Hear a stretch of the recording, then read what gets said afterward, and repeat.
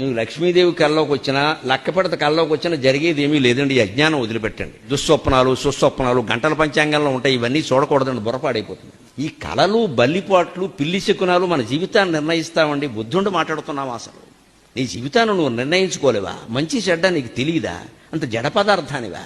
నీకు వచ్చిన కళ, నీకు ఎదురైన మనిషి, పొద్దున్నే ఎవడో తుమ్మిన తుమ్ము, వాడెవడో దగ్గిన దగ్గు నీ జీవితాన్ని నిర్ణయిస్తాయా? అసలు వెన్నెముకుందా మనకి? ఎక్కడ శాస్త్రాల్లో లేవు. తర్వాత పుట్టుకొచ్చేయండి ఇవన్నీ వ్యాపారాల కోసం.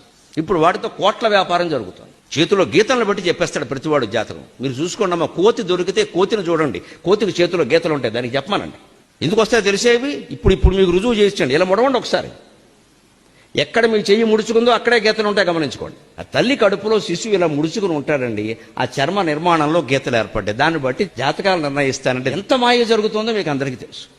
ఇక్కడ గుర్తులను బట్టి పిల్లలు ఉంటారట. ఈ గుర్తులను బట్టే ఇంకోటి గట్టిగా గెలుకుంటే ఇంక గీత ఇంకోటి పడతాడు. ఇప్పుడు 60 ఏళ్ళకి చెప్పేవాడు చెబుతాడమ్మా, వాడికి డబ్బులు కావాలి, మనం పిచ్చి వధవలం కావాలి. మనకి బుర్ర లేదా? పూర్వకాలం వాళ్ళు నమ్మితే లేదండి. నేను బాధతో ఎందుకు చెబుతున్నానంటే 25 ఏళ్ల పిల్లలు వీటిని నమ్ముతారండి. దేశం ఏమైపోవాలి? నీ శాస్త్రీయ జ్ఞానం మీద ఈ దేశం అంతా ఆధారపడి ఉందయ్యా. ఓ యువతి, ఓ యువక, మీరు నమ్మడం ఏంటి? బుద్ధి ఉందా లేదా? వాళ్ళకే వస్తున్నాయండి ఈ పిచ్చి నమ్మకాలు. వాళ్ళని జడగొట్టేసాం మనం పూర్తిగా.